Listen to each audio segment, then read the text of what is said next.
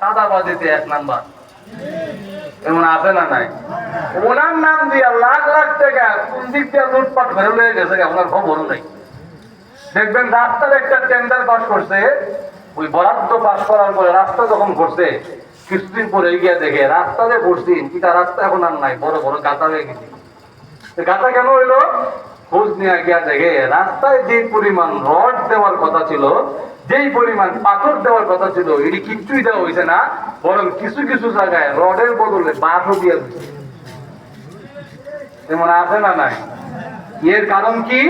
এর কারণ হলো একটাই, কিয়ামতের কঠিন ময়দানে আল্লাহর আদালতে দাঁড়ায় জবাব দিতে হবে। কোরআনের এই আয়াত তার অন্তরে এখনো আঘাত করতে পারে না। আর জোরে বলেন, কিয়ামতের কঠিন ময়দানে আল্লাহর আদালতে দাঁড়ায় জবাবদিহি করতে হবে তো। আল্লাহ, আপনাদের আওয়াজ শুনলে মনে হয় করতে হবে না, করতে হবে তো। আমার কথা না, আল্লাহ নিজে বলছেন, আল্লাহ নিজে করে আল্লাহ বলেন, واتقوا يوما ترجعون فيه إلى الله। আল্লাহ রাব্বুল আলামিন বলেন, এমন একটা দিনকে ভয় করো যেই দিন তোমাদের সকলকেই আল্লাহর কাছে ফিরাইয়া নেওয়া হবে। বলেন তো দিকে, আমাদের সবাইকে আল্লাহর কাছে একদিন না একদিন ওঠানো হবে কি হবে না? হবে। আরো জোরে হবে। এই বিশ্বাস সবার আছে তো? আছে। আরো জোরে। এই বিশ্বাস যদি সবার অন্তরে থাকে, তাহলে আমি তো মনে করি একজন ব্যক্তিও নামাজ ছাড়া থাকার কথা না। আপনাদের কি ধারণা জানি না, যদি এই বিশ্বাস কারো অন্তরে থাকে যে আল্লাহর আদালতে আমাকে উঠানো হবে, আল্লাহ আমাকে জিজ্ঞেস করবে আর আমাকে আমার প্রত্যেকটা কাজের ব্যাপারে জবাব দিতে হবে, এই ভয় যদি কারো অন্তরে থাকে, তাহলে তো আমরা মসজিদ ভাঙিয়ে আবার দ্বিগুণ জায়গা নিয়ে মসজিদ করুন লাগলো। কিন্তু গিয়া দেখা যায় বাঙ্গন তো দূরের কথা, জায়গা নেওয়া লাগবো দূরের কথা, যেটা আছে তুই বৃষ্টি করে যাই ঘুমাই গেছে। এই দুর্দশা কেন? কারণ আজকে আমরা একটা জিনিস সবসময় মনে রাখবেন, আপনি যেমন থাকবেন আপনার নেতা আপনার লিডার এমনই। কথা বুঝাইতে পারছি না মনে হয়? আপনি যদি মনে করেন যে না আমি সুদ খামু ঘুষ খামু দুর্নীতি করবো, সুযোগ পাইলে আমার বাইরের অট পাইলা লাভো গেট বানিয়ে খাই লাভো, তাহলে এই বিশ্বাস রাখতেন না যে ফেরেশতা আপনার নেতা হইব, আপনার নেতা আপনার দ্বিগুণ লুট পাওয়া দিব। আল্লাহ কথা বলে ঠিক। আপনি যদি মনে করেন যে না সমাজের মধ্যে যদি কোরআনের আইন বাস্তবায়ন হয়ে যায়, সমাজের মধ্যে যদি মানুষের মধ্যে যদি কোরআনের বাণী দিলে দিলে পৌঁছে যায়, তাহলে তো দেখা যায় আমার বড় বড় পুতুল খাওয়া বন্ধ হয়ে যাবে।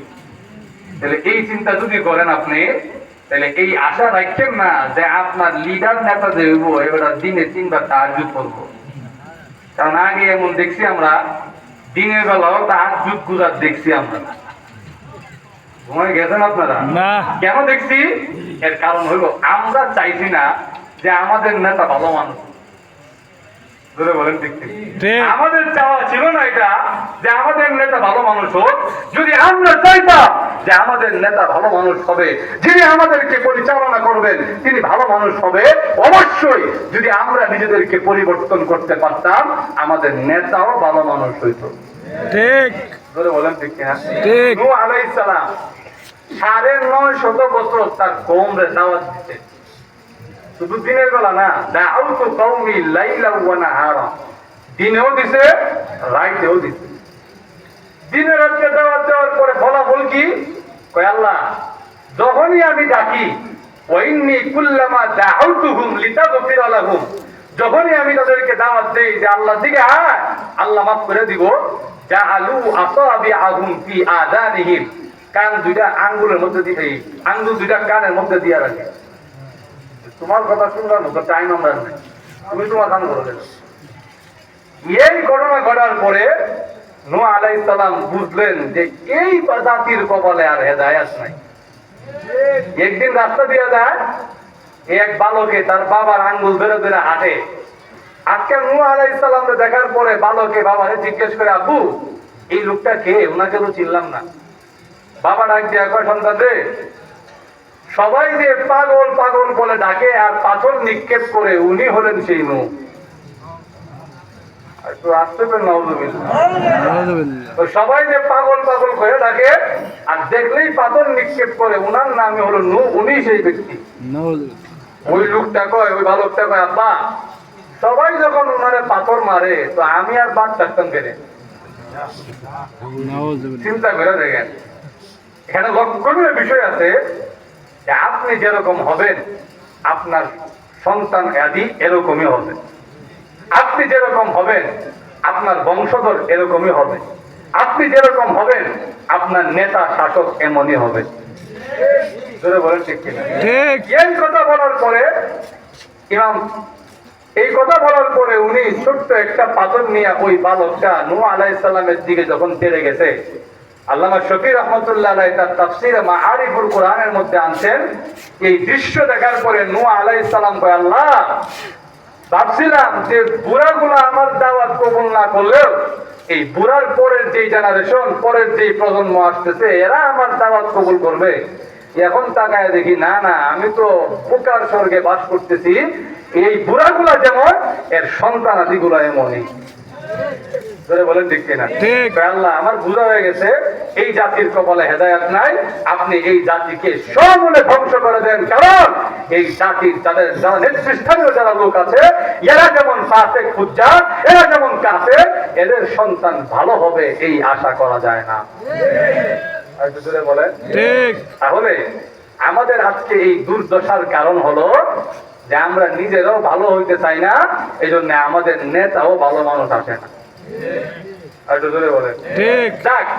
যে কথাটা আমি বুঝাইতে চাই, সমাজের মানুষের অন্তরে যদি কোরআনের এই আয়াত দাগ কাটতো, সমাজের মানুষের অন্তরে যদি কোরআনের এই আয়াত প্রতিষ্ঠিত হইতো, তাহলে আল্লাহর কসম একটা মানুষও আর জিন্দেগিতে গুনাহ করার সাহস পাইত না। আরো জোরে বলেন ঠিক। আমিরুল মুমিনিন ওমর লক্ষ্য করে দেখেন, অনেকে বলে যে ইসলাম যদি কায়েম হয়ে যায় তাহলে মনে হয় খালি চুরের হাত কাটবো আর জিনা করলে মনে হয় পাথর দিয়ে বাইরে মেরে নিব, এছাড়া মনে হয় আর কোনো কাম নেই। কিন্তু এই কথাটা বুঝাইতে পারি না যে আপনার সমাজে, আপনার রাষ্ট্রে, আপনার আন্তর্জাতিক জীবনে, আপনার সংসদে যদি আপনি কোরআনের আলো জ্বালাইতে পারেন, তাহলে আপনি চা স্টলে বয়ে যে এক কাপ চা খাইবেন, ওই চা পাতির মধ্যে ভেজাল থাকবে না, এতটুকু বুকে হাত দিয়ে বলা যায়। ঠিক। আর জোরে বলেন ঠিক। কেমনে দেখেন, কারণ আমাদের আকাবির যারা ছিলেন, আমাদের খলিফা যারা ছিলেন, এদের জীবনে যদি পড়েন দেখবেন চোখ দিয়ে অটোমেটিক পানি বের হবে, আহ কি সোনালী যুগ ছিল, আর এখন আমরা কি সুরবাত করে জীবন পার করছি।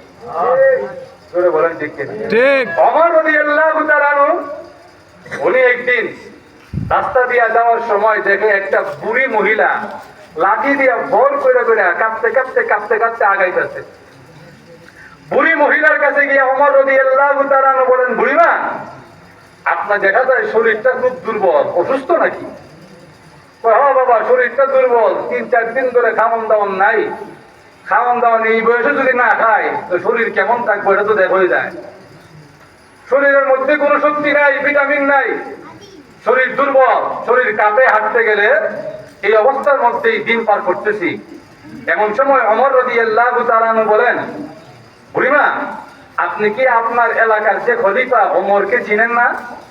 ও না বাবা, ওমরের চেহারাও জীবনে দেখছি না, নাম শুনছি কিন্তু ওমরের চেহারাও জিন্দেগিতে দেখছি না।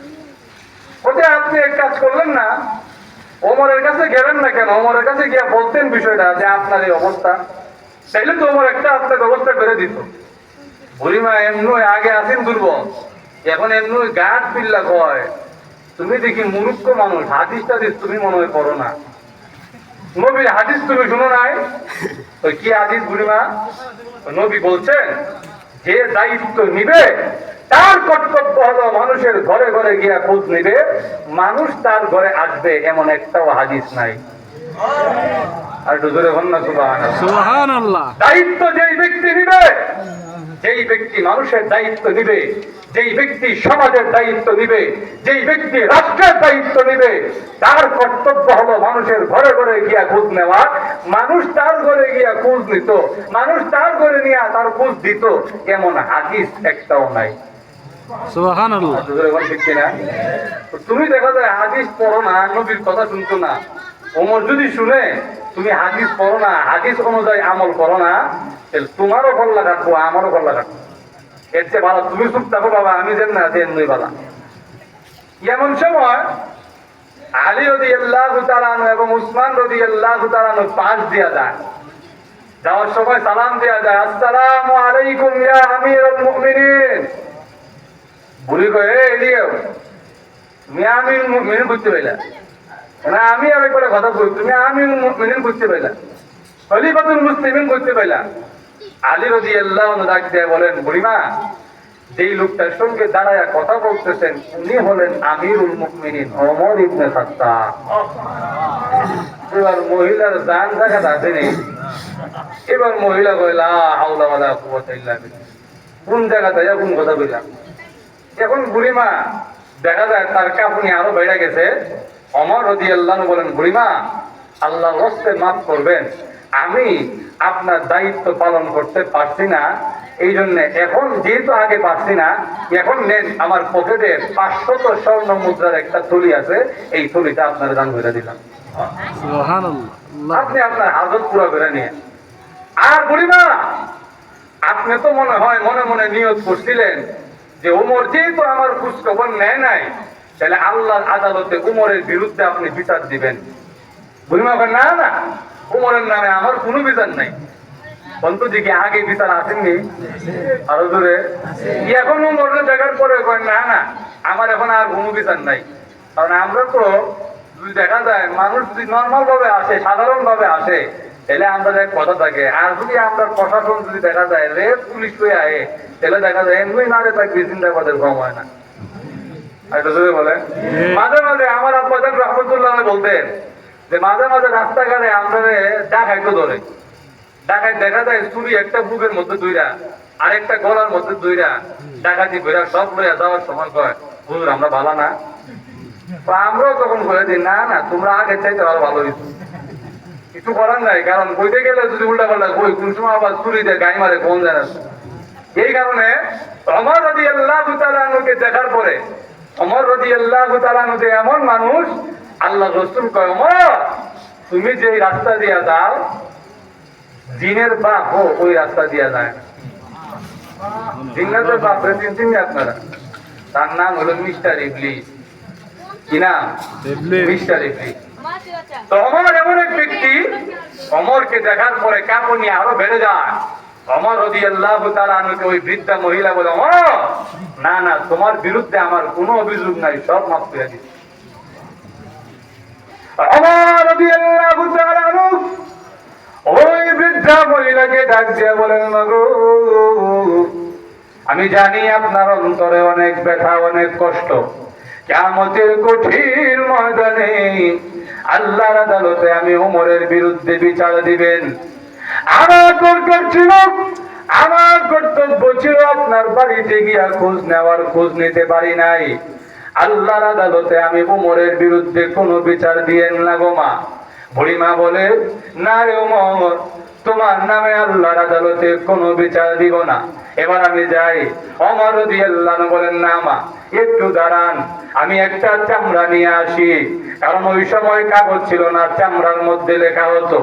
মাগো, ও মা, এই চামড়ার মধ্যে লিখে দেন, কিয়ামতের দিন আমি ওমরের বিরুদ্ধে আল্লাহর আদালতে কোনো বিচার দিবেন না।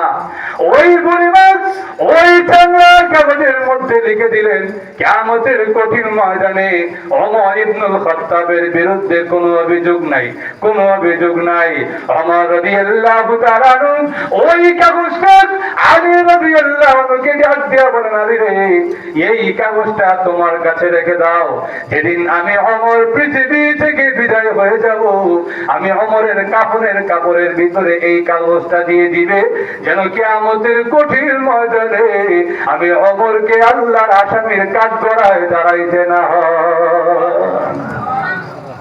চিন্তা করে দেখে, একটা বুড়িমার খোঁজ দিতে পারে নাই দেখা ওই বুড়িমার কাছ থেকে সার্টিফিকেট নিয়ে নিছে। খালি সার্টিফিকেট না, এমনি এমনি না, আগে 500 স্বর্ণ মুদ্রা দিয়ে রয়েছে, এরপরে সার্টিফিকেট লয়ে রয়েছে যে বুড়িমা আপনি আমার কাছে ওয়াদা করেন, এটা লিখে দেন যে আপনি কিয়ামতের দিন আমার বিরুদ্ধে আল্লাহর আদালতে কোনো বিচার দিবেন না। বুড়িমা লেখা দেওয়ার পরেও শান্ত হয় না, কালি আমি ইন্তেকালের পরে আমার কাপড়ের ভিতরে এই কাগজটা দিয়ে দিবা, যেন কিয়ামতের দিন আল্লাহর আদালতে এই কাগজটা আমি দেখাইতাম পারি।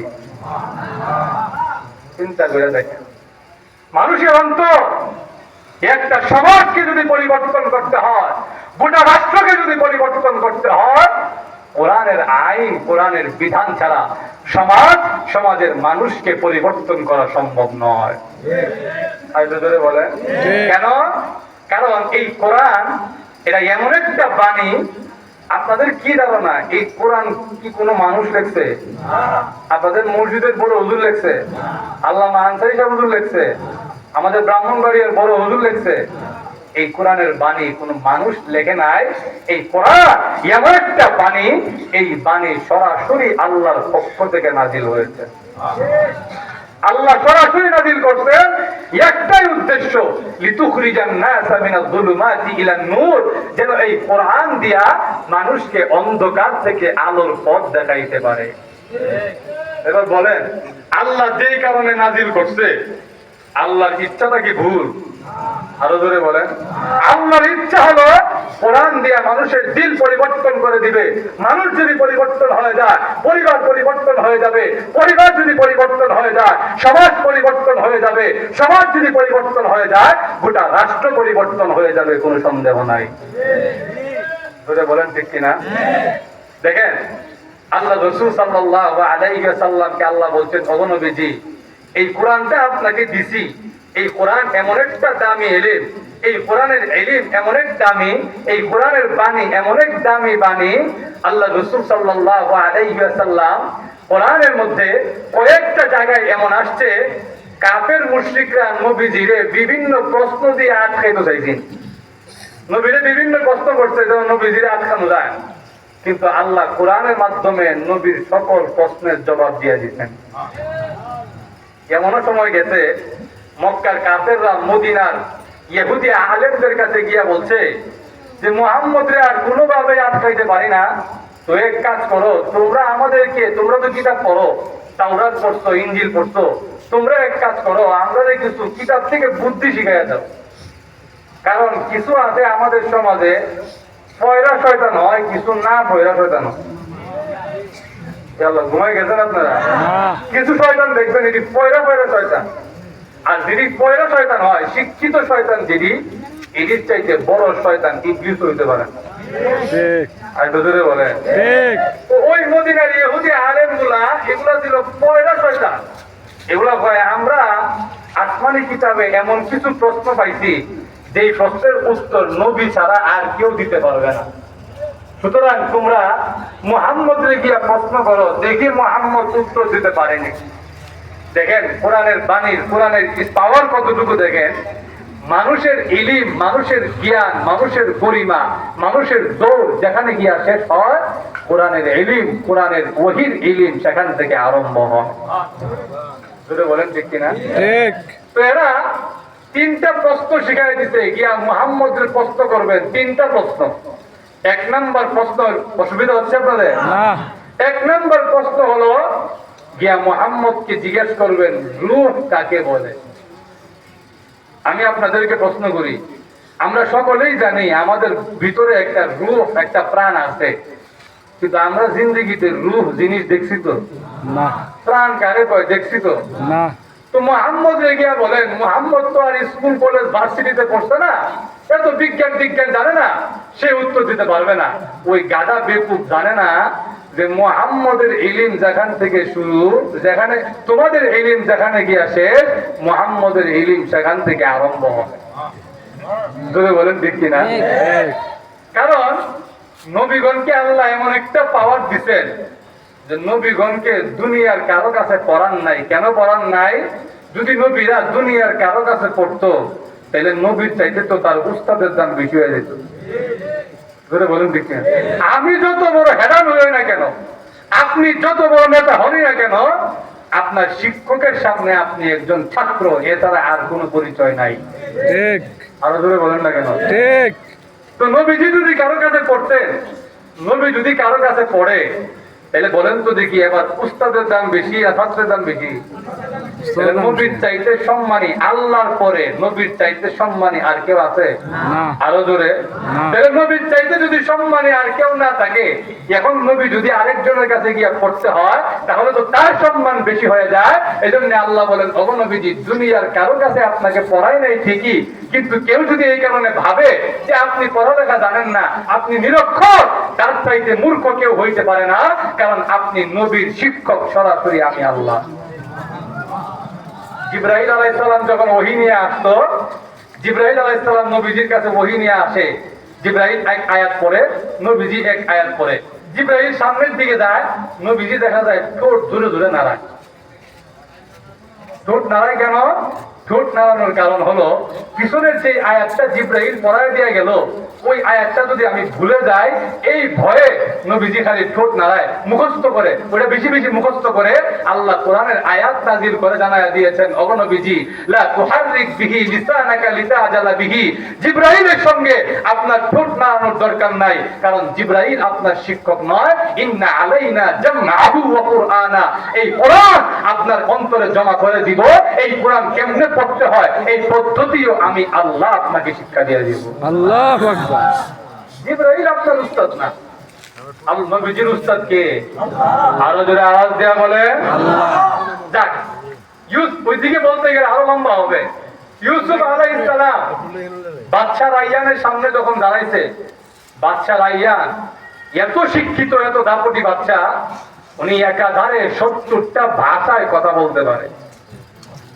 উনি ইউসুফ আলাইহিস সালামকে বলে, আপনারা কি দাবি করেন যে আপনি আল্লাহর পয়গম্বর? তো দেখি আপনার ভিতরে কতটুকু ওহীর ইলম আছে। তো ওই বাদশা রাইয়ান ইউসুফ আলাইহিস সালামকে 70টা ভাষায় প্রশ্ন করে আরম্ভ করছেন। উনি যেই ভাষায় প্রশ্ন করে, ইউসুফ আলাইহিস সালাম সেই ভাষায় উত্তর দেন।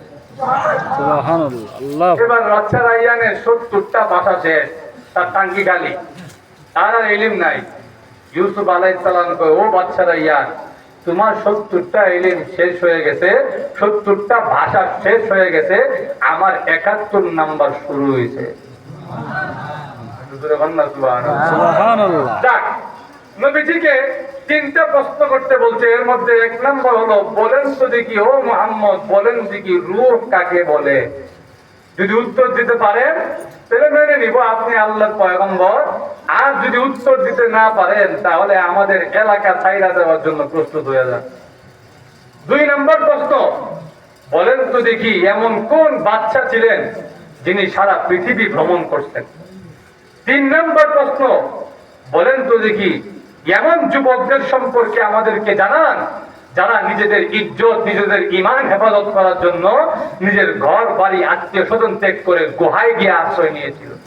আসহাবে কাহাফের কথা জিজ্ঞেস করে 3টা প্রশ্ন করছে নবীজিকে। এরা মনে করছে এই প্রশ্নের উত্তর আর আব্দুল্লাহ ছেলে মুহাম্মদ জীবনও দিতে পারবে না। আল্লাহ কয়, ও নবীজি, এই কাফেররা জানে না যে আপনি যদিও দুনিয়া কারো কাছে লেখাপড়া করেন নাই, কিন্তু আপনাকে সরাসরি ইলম শিক্ষা দিয়েছি আমি আল্লাহ নিজে। সুবহানাল্লাহ। যেই মাত্র ওই কাফেররা 3টা প্রশ্ন নিয়ে নবীজির কাছে হাজির হয়ে গেল, আর মনে মনে বড় আনন্দ। আব্দুল্লাহ ছেলে মুহাম্মদ আর এই প্রশ্নের উত্তর দিতে পারবে না। আল্লাহর নবী ডাক দিয়ে বলেন, এ মক্কার কাফেররা, তোমাদের ধারণা হলো আমি নবী তোমাদের এই প্রশ্নের উত্তর দিতে পারবো না, কিন্তু তোমরা জানো না আমি নবীকে সরাসরি আল্লাহ ওহীর ইলম দান করেন। আল্লাহ রাব্বুল আলামিন সরাসরি আমি নবীকে ইলম শিক্ষা দেন।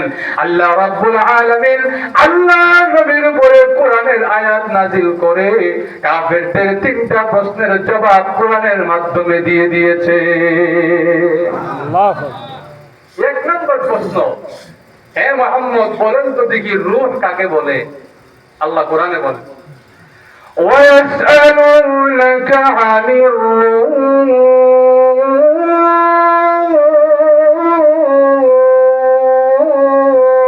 আল্লাহ। আল্লাহু আকবার। আল্লাহ বলেন, ওগো নবীজি, এরা আপনাকে জিজ্ঞেস করে রূহ কাকে বলে, আপনি বলে দেন কুলির রূহ মিন আমরি রব্বি, এই রূহ আর কিছু না, এটা আমি আল্লাহর একটা আদেশ মাত্র।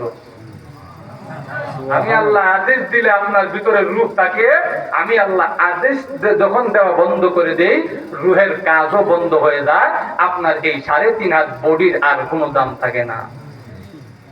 বলেন দেখি না, রূহ দেখার জিনিস না, রূহ ছোঁয়ার জিনিস না, রূহ অনুভব করার জিনিস না, রূহ হলো আমি আল্লাহর একটা আদেশ।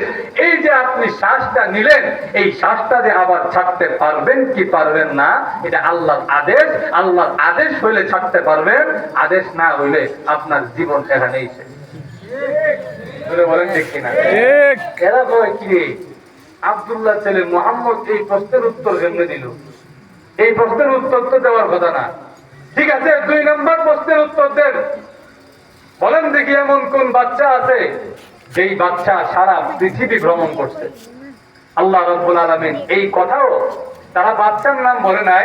আল্লাহ কয়, ওগো নবীজি, এরা বাচ্চার নাম বলে নাই, আপনি বাচ্চার নাম সহ উত্তর দিয়ে দেন। আচ্ছা, আপনি বলেন সুবহানাল্লাহ। সুবহানাল্লাহ। আল্লাহ বলেন, ويسألونك عن ذي القرنين। আল্লাহু আকবার। আল্লাহ রাব্বুল আলামিন বলেন, ওগো নবীজি, এরা আপনাকে বাচ্চা যুলকারনাইন সম্পর্কে জিজ্ঞেস করে, কুল সাআতলু আলাইকুম মিনহু যিকরা, আপনি বলে দেন অচিরেই বাচ্চা যুলকারনাইন সম্পর্কে আমি তাদেরকে জানাইয়া দিব। সুবহানাল্লাহ। এরা 2 নাম্বার প্রশ্নের উত্তর পেয়ে গেলাম। এবার 3 নাম্বার একটা প্রশ্ন আছে। 3 নাম্বার প্রশ্নটা হইলো, এমন যুবকদের সম্পর্কে বলেন তো দেখি, যারা নিজেদের ঈমান, নিজেদের ইজ্জত হেফাজত করার জন্য এলাকা ছেড়ে, আত্মীয় স্বজন ছেড়ে পাহাড়ের গুহায় গিয়ে আশ্রয় নিয়েছিল, এমন যুবকদের সম্পর্কে বলেন। আল্লাহ রাসূল সাল্লাল্লাহু আলাইহি ওয়াসাল্লাম এই প্রশ্নের উত্তর দিতে গিয়া বলছিলেন যে এখন কইতাম না, আগামীকাল বলবো। কখন বলবে? আগামীকাল বলবো। এখন কেন কইতেন না? কই এখন জিব্রাইল আসবে না, জিব্রাইল আগামীকাল আসবে, জিব্রাইলের কাছ থেকে শুনে আল্লাহ জিব্রাইলকে বলে দিবে, জিব্রাইল আমাকে শিখাইয়া দিবে, জিব্রাইলের কাছ থেকে শুনে আমি তোমাদেরকে জানাইয়া দিব। কিন্তু এই যে আগামীকাল বলবো, এই বলার মাঝখানে নবীজি ইনশাআল্লাহ বলছেন না।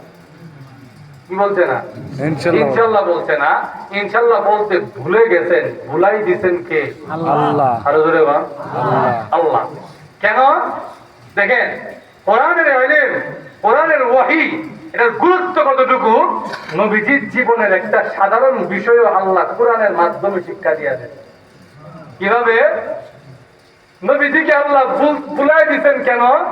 কারণ নবী যদি একবার ভুলের মাধ্যমে শিক্ষা গ্রহণ করে, কিয়ামত পর্যন্ত তার উম্মত আর ভুল করবে না।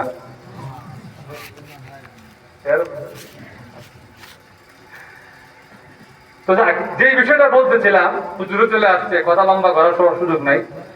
যে বিষয়টা বলতেছিলাম যে আল্লাহ তাআলা ভুলাই দিলেন কেন? কেন নবীজিকে ভুলাই দিলেন?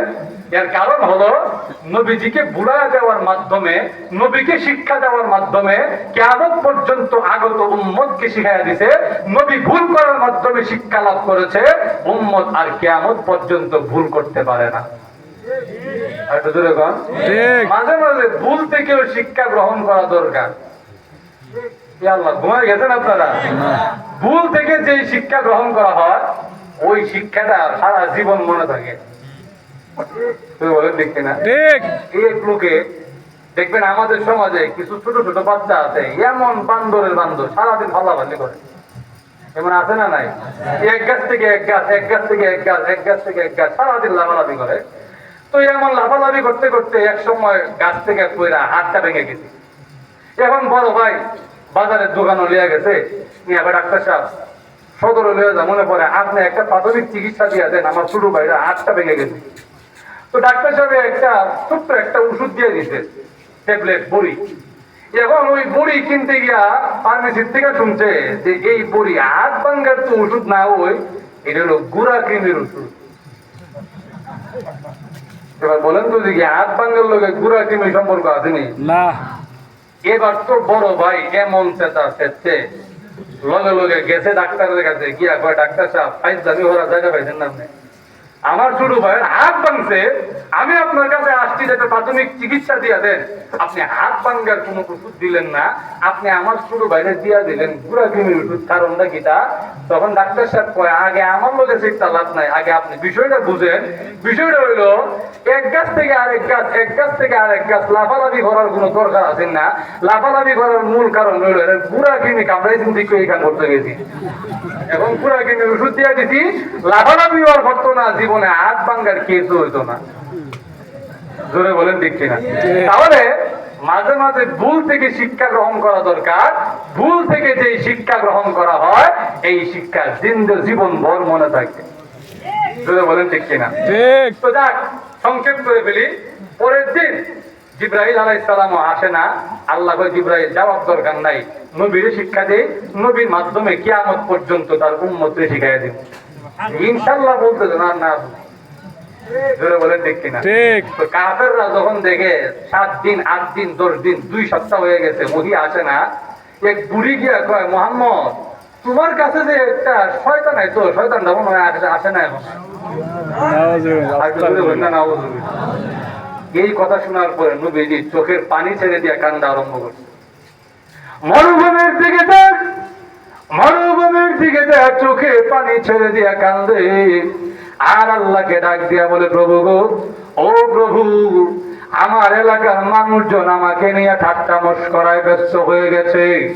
আমার গুনাহ যদি হয়ে থাকে, আমার প্রতি যদি আপনি নারাজ হয়ে থাকেন, আমার জিন্দেগির গুনাহ সমূহ তো আপনি মাফ করে দিয়েছেন, আর আমার একটা ছোট্ট ভুল যদি মাফ করে দেন, এতে আপনার তেমন কোনো ক্ষতি হবে না, কিন্তু আপনার বান্দাদের অনেক লাভবান হবে।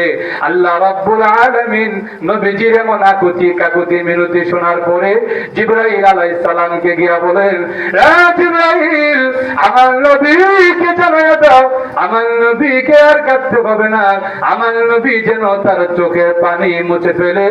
আমি আল্লাহ আমার নবীর প্রতি রাজি খুশি হয়ে গেলাম। আল্লাহ রাব্বুল আলামিন তখন কোরআনের আয়াত নাযিল করার মাধ্যমে 3 নাম্বার প্রশ্নের জবাবও দিয়ে দিয়েছেন। সুবহানাল্লাহ। এখান থেকে মুফাসসিরিনে কেরাম বলেন, নবীজিকে যেহেতু আল্লাহ কোরআনের প্রত্যেকটা আয়াতের মাধ্যমে নবীজির জীবনের প্রত্যেকটা সমস্যার সমাধান যেহেতু কোরআনের মাধ্যমে দিতেন, নবীর উম্মতের জীবনের সমস্যার সমাধানও কোরআনের মধ্যেই আছে। আর একটু জোরে বলেন। ভাইয়ের আমার, সর্বশেষ কথা, আমার যেই আয়াত, এই আয়াতের মধ্যে আল্লাহ কোরআনকে ব্যাখ্যা করেছেন। কোরআন এমন এক বাণী, যেই বাণীর মাধ্যমে মানুষকে অন্ধকার থেকে আলোর পথ দেখানো যায়, অন্ধকারাচ্ছন্ন জীবন থেকে আলোর জীবনের দিকে নেওয়া যায়, অশান্ত জীবন থেকে শান্তির জীবনের দিকে নেওয়া যায়। একজন মানুষ মুমিন হওয়া সত্ত্বে, মুমিন হওয়া মাত্রই একজন মানুষের জীবনে কোরআন অপরিহার্য হয়ে ওঠে। ঠিক। জোরে বলেন ঠিক কিনা? এই জন্য সর্বশেষ কথা, আমাদের পারিবারিক জীবন থেকে নিয়ে রাষ্ট্রীয় জীবন পর্যন্ত, সামাজিক জীবন থেকে নিয়ে আন্তর্জাতিক জীবন পর্যন্ত কোরআনের শাসন, কোরআনের আইনের দরকার আছে না নাই? আরো জোরে বলেন। আল্লাহ রাব্বুল আলামিন আমাদেরকে বুঝার, এই অনুযায়ী আমল করার তৌফিক দান করুন। সকলেই বলেন আমিন। ওয়া আখিরু দাওয়ানা আলহামদুলিল্লাহি রাব্বিল আলামিন। আসসালামু আলাইকুম ওয়া রাহমাতুল্লাহি ওয়া বারাকাতুহু। হযরত আসছেন, হযরত আপনাদের কাছে অনেক পরিচিত একজন মুখ, নতুন করে পরিচয় করা দেওয়াটা এটা মামুর বাড়ি গিয়া নানের বাড়ি